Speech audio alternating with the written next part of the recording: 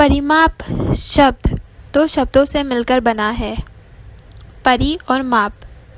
परि का अर्थ होता है चारों ओर और माप का अर्थ होता है मापना।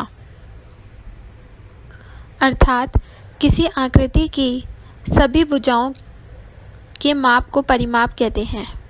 जैसे आयत का परिमाप उसकी चारों भुजाओं के योग के बराबर होता है। वर्ग का परिमाप उसकी भुजा का 4 गुना होता है।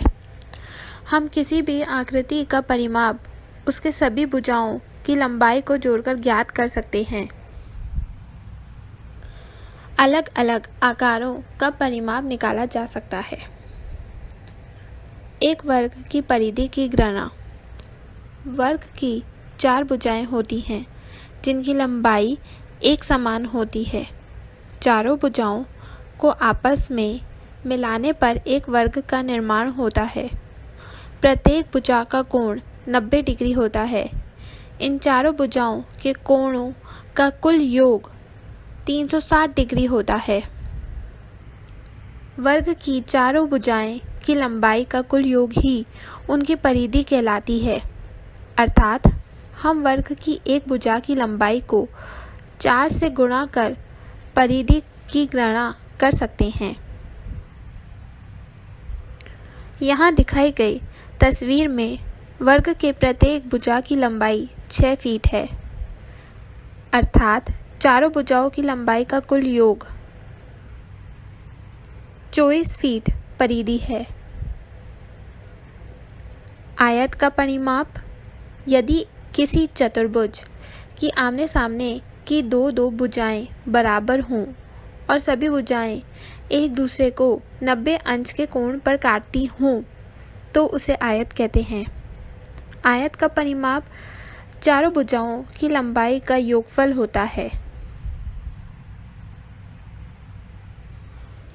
इसी तरह से हम दूसरी आकृतियों का परिमाप की गणना कर सकते हैं। अर्थात प्रत्येक भुजा का कुल योग ही उनका परिमाप होगा।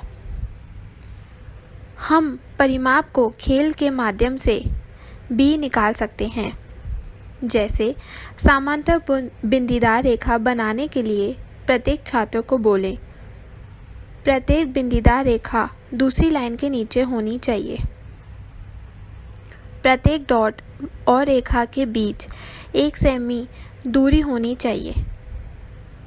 अब प्रत्येक डॉट्स के बीच की दूरी को जोड़ें।